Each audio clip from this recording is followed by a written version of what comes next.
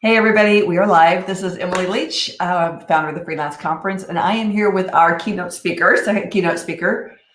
Oh my gosh, I can't believe Pamela Slim. I was going to fill in for you if you forgot. I know it's been a long day. Yeah, and I have it written. It's right here in front of me, and I didn't even read it. Okay. Oh my goodness, that was a crazy moment. I kind of wanted to do a redo real quick. So for those of you guys we're live, so it's all good. I am glad that I'm not the only one who forgets names. So I am 100% with you. No offense taken. Oh yes, thank you so much. Thank you so much for being here also, because I know you're crazy busy. I've seen you all over the country in the last few weeks. Yeah, it's been really fun. It's been a little while since I've been on the road so much, but I was in Portland, Chicago, Toronto, Washington, D.C., and now the beautiful city of Austin coming up. So I'm super excited. And it looks like we have some nice little cool weather coming in to cool you off from the Phoenix space. That's right. Even though I know you guys are in that wonderful space where it starts to cool off some. But this is the best time of year if anybody's thinking about coming and visiting. Yeah. Well, I want to dive in real quick. I know you're super busy, and with the conference coming in a few days, things are kind of crazy here. I really want to understand your take on this, what was new to me to hear a term of ecosystem marketing. Absolutely. So I have been, without really realizing it, focusing on community building for about the last 30 years. And it actually was my major in college, which is super hilarious. Wow. That yeah. being a career coach for so long, who actually is doing the thing that you studied in college? Very few people. Not me. But I've always, I always have had this focus in really being interested in community, how people connected. And through the path of being a business coach now for the last probably 13 years after being a management consultant, I really began to see an emergence, which is usually what happens to me in terms of kind of bigger ideas, that a lot of the way that we were advising small business owners, freelancers, to think about marketing was really about building empires. So we actually use the language of empires, like build your empire and hustle, and you want to, get everybody to come to you. Personally, having studied history, empires are sort of problematic unless you're the person who's at the head of the empire. Otherwise, there's a whole lot of, slaying people that usually happens in oppression. So I thought that was kind of interesting from a societal perspective that we're using language. It's really not about the way I feel about my clients, which is love. It's like not uncommon for me to sign off on a coaching call saying I love you, and connection and appreciation and gratitude. So looking at really the way that I had grown my own business when I started mainly focusing on business coaching is when I started my blog Escape from Cubicle Nation in 2005. And I realized in that process of really growing that online business and the brand that ended up turning into my first book, it really was a matter of understanding for the people I cared about serving, so in that case were corporate employees who really had a desire to leave and start a business, that there were a whole bunch of super smart, amazing people who were already in the ecosystem that was surrounding that person. So they were following people like Ike Kawasaki and Seth Godin and Nancy Duarte about stories, Kathy Sierra, for anybody who remembers Kathy, who used to have an amazing blog called Creating Passionate Users. They were using products and services in order to support their businesses growing, accountants, lawyers, attorneys. And I just realized in a very stark way, as I began to analyze my own experience of kind of how it was that I grew a lot in a relatively small period of time, and that was in the early stages more of social media, that it really was about looking at where are people already showing up in person and online whose main focus is to solve the problem that I, as the business owner, also care about solving.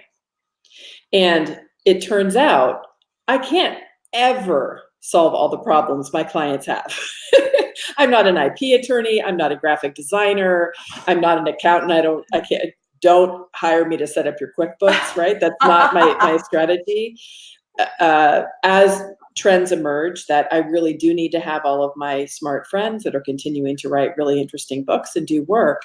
And so really very specifically, pragmatically, let's say you have a freelancer. We host the Freelancers Union here at my learning lab here in downtown Mesa. So we're very familiar with freelancers. Let's say somebody is a graphic designer.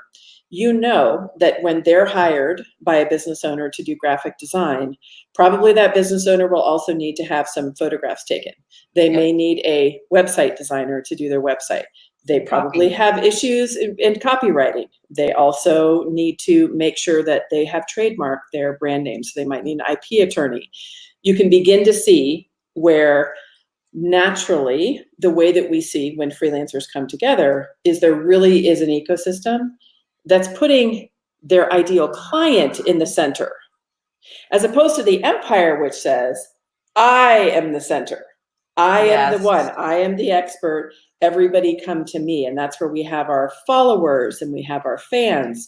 Gotcha. I know not everybody sees the world the same way, but to me, I think part of the reason I've been able to be in business successfully for 23 years is because my clients are not my fans or their followers. They're my partners. They're people who I deeply respect, who are doing amazing work in the world. And we all need each other in order to do the work.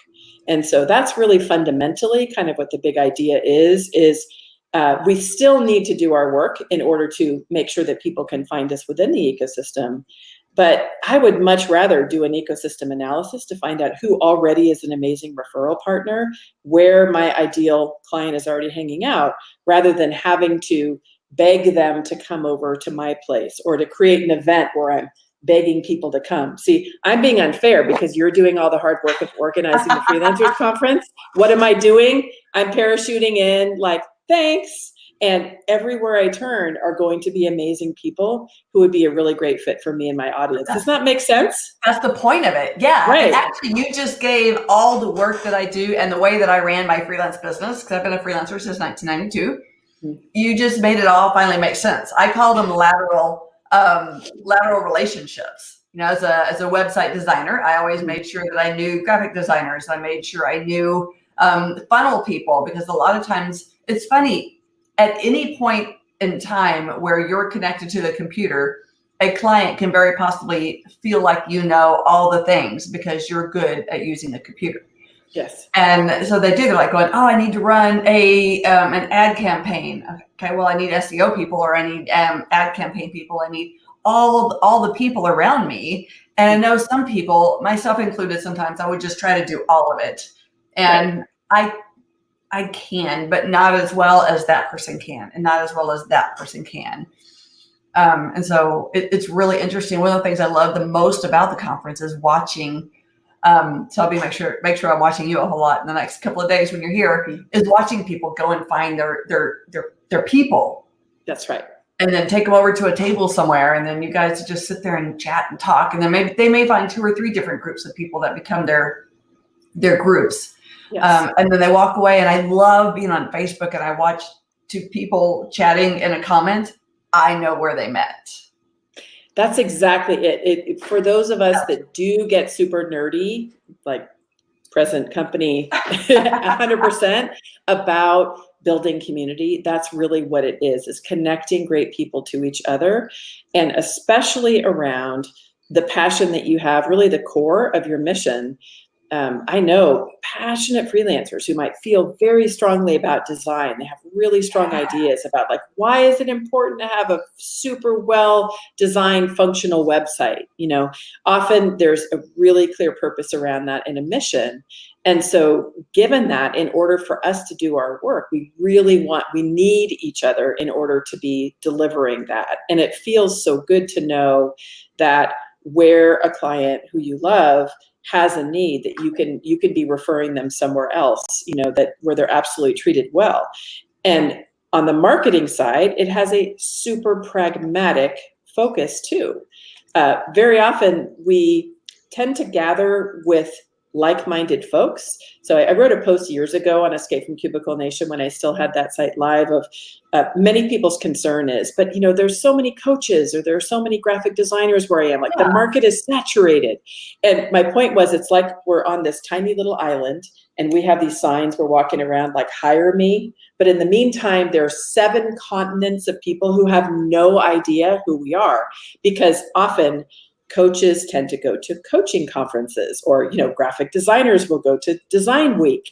And so of course, everybody who you're running into is going to be a competitor. And you might think that, you can be friends with everybody, but it also gives you the sense of like, gosh, but there's this fantastic person in my community. Why would somebody hire me? All the stuff that people struggle with, right? Yeah. But really, you need to be the weirdo in the room.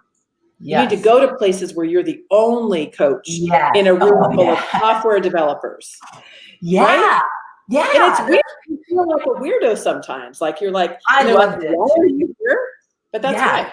So I used to go to your point, I used to go to conferences specifically to go find a breakout session, ultimately 2 or 3 of them, where I could go in, be a part of the conversation, and I would purposely stand up somewhere in that conversation, wait for my moment when I could ask a controversial question, not degrading, not disrespectful, just a little controversial, or maybe ask, so, that works. Would this work too? How do you feel about this? Anything like that. And I could stand up, you say your name, you say what you do real quick, because that's what people do. You ask the question, you get it answered, maybe a little back and forth, you sit down, and I would leave with work every time. It works 100% of the time. Yeah. Right? And I actually didn't realize what I was doing until somebody caught me in the hall and was like going, I get what you're doing. I'm like going, excuse me? So they did the whole thing, like going, oh my gosh, I am doing that. Oh, that's pretty awesome. Now I'm really going to do it. It's wonderful. And I love the idea. My friend Tim Grahl, who I work with for a long time, who does a lot of work with authors who are launching books. But he said for him, his definition of marketing is just being relentlessly helpful.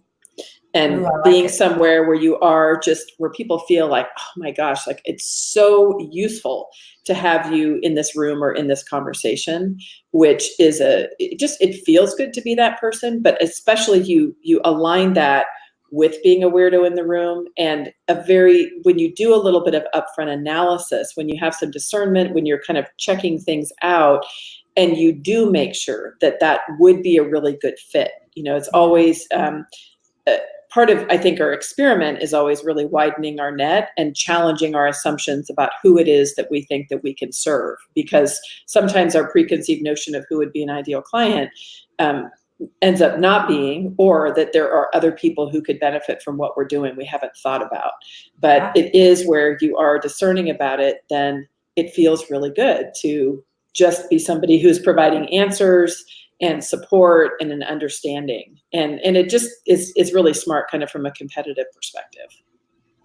That's fantastic. I can't wait to hear what you're going to say about it, because I know you're going to talk about that at the conference. Do you want to give us a little bit of a sneak peek, what we can kind of expect and take away? I don't know, like how I can't really share any of my really like cool stories to blow it all. But no, I mean, it really is the focus. I'm a business coach, so I always think about application and implementation. So I definitely will be sharing some examples and stories about ecosystem marketing and how you approach it. But really, it's walking through a very specific process. This is the topic of my next book that I'm just finishing the proposal for. I've been experimenting with it. It's the way that we built our learning lab here in Mesa, really starting from being totally unknown in the area, even though a small corner of the internet knows me very well from the work I've done for years online. I do. In a local community, right? Local community, people had no idea who I was, which was part of the fun experiment. And so there's very deliberate things that you do at different steps that end up really making a huge difference. And now it's funny, I've always been a bit more of an extroverted person by nature, but I really have gotten to know everybody here. And the other day I was at one cafe early in the morning because they open early, and I was helping the folks behind the counter just to deliver a plate of food to somebody so they wouldn't have to walk all the way around the corner. So I came and delivered the food and just said hi. Later on in the afternoon, I was at another cafe right? Getting a little more caffeine. And the same couple was there. They had been working on something and they moved to another Oh my cafe. gosh. And I knew, most people there, and was talking to everybody. And I was just about to walk out the door and they leaned over and they were like, "Excuse me, who are you?" Like, they were just like, what is, who is this weirdo who like knows everybody, and it's a joy to me because that was a process of really just taking the time to get to know people, to, and on a local level, having the experience of having a brick and mortar. It's so fun to be able to make those connections and see real things happen, see businesses appear online, see people have their buildings filled because I can make the link to have people, moving their office space downtown. And it really is it's a bigger picture than just what it is that it does for my own business. It also makes a big impact in the community. I love that story so much because it really shows that somebody like you, Pamela Slim, that in my world, everybody knows Pamela Slim. And for you to, basically come forward and say, I have a small part of the internet that knows and loves me. But when I moved into Mesa, Arizona, nobody knew me. And I had to fight the same battles everybody has to fight. And so I put on my thinking cap and I put forward what I've been doing all these years. Yeah. And it worked. And so here's what you do. And so, man, I can't wait. I'm excited too. I'm super excited to meet everybody. It's always just so energizing, I think, to be in person. And I just came from a meeting this morning with a 1 Million Cups organizing committee. I don't know if anybody in your local area does 1 Million Cups, but and also with Victor Wang from the Kauffman Foundation. And we were talking about, in general, ecosystem building, the new creative economy, the fact that even though all of us know that entrepreneurship, freelancing is a huge part currently of our country's ecosystem around jobs and employment is going to continue to be, that there's really not very much awareness about it. People don't really talk about it. It seems, people don't know much about it. So the more that we help each other to amplify the messages, the more that we become this unified force nationwide, to me, it creates more economic security for everybody, right? Folks who want to work full-time in a corporate job, who might get laid off, and they can learn from us about how it is that they could make it through, maybe as a bridge, or for folks who want to leave entirely. Yeah, or you get yourself in a jam, you need to make some extra money and you have a skill. How can you do that as a side hustle? Even if you do it for a while or something like that. But there's so many options that knowing how to freelance, how to wind that up quickly, or maybe you're a freelancer and you decided that you want to hustle for a while, and how to wind that hustle up and how to just change and pivot with your life and your business. Yeah. That's what I find so exciting about freelancing. Me too. Yeah. Well, thank you so much again for giving me some of your time. Is there any last advice or tip you'd like to leave everybody with? And we'll see you on Monday or Sunday, actually. Yeah, Sunday. I know. You know what? To me, as I know, it can be, it can feel a little bit unnerving when you're coming to an event. Folks, especially that might be a little bit more naturally on the introversion scale. I did a lot of work with Susan Cain, who wrote the book Quiet. So I understand not everybody has joy like I do stepping into a room filled with people. And so absolutely honor your own energy boundaries. It's not about having to go and shake 50 hands a day and have a million conversations. Like, respect how it is that you're wired for kind of the wingspan you have in terms of how many people that are comfortable for you to meet. That said, within that context that you decide, if you can arrive with an open mind, with the just willing to take a little bit of a risk to maybe turn and say hi to somebody that you might not normally do, not just be stuck in your phone, but really take advantage of talking to people, and especially in sharing, this is one of the areas where I feel a little bit stuck, having a little bit of vulnerability, that ends up creating a really good feel, I think, within the environment. And so if all of us are doing that, if none of us are walking into the room thinking we have it all together, being a little bit cynical, well, like, let me see what people are going to show me, that tends to not really be supporting a growth mindset. And so just let yourself be curious, be excited to meet new people, and just be open to new ideas. That's awesome. I love that we have Steve Harper is coming in, 8 Minute Ripple. that's coming in on Sunday to do his 8-minute ripple thing with people to kind of help people, especially people that are, like you said, naturally introverted and feeling a little, apprehensive. He's got some really great tools and questions that you can kind of help break that ice and connect with people without feeling like it has to be, what do you do? Or what's your name? Or, the 2 or 3 questions that we all tend to feel like is our go-to, and they're not real safe, for us as humans. So I'm excited about that. Not to mention you get to play some golf and just play with people. That's fantastic. Right. we know what you meant. That's okay. Yeah. And it just to underscore, introversion has nothing to do with shyness directly. It has nothing to do with strength. It has nothing to do with people being good with people. It's really more how it is that people get energized. And it really is. All the introverts that I've talked to, like small talk, just generally sitting around like, so where are you from?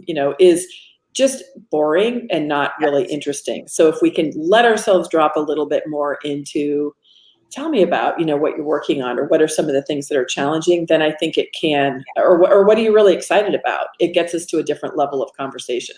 I've been a coach for so long, I can't help myself. My best friend says, like, stop probing people, like if people don't cry within 5 minutes, like connecting with their inner child, I feel like I haven't done my job, but always with consent, always with boundaries and consent. So nobody be worried that I will dig deep without your permission. But I'm willing to go there if you want to explore some of the deeper issues. Well, again, we're so excited to have you. Thank you so much for coming out. This is Emily Leach with the Freelance Conference. If you have not yet got your tickets, there are a few left out there.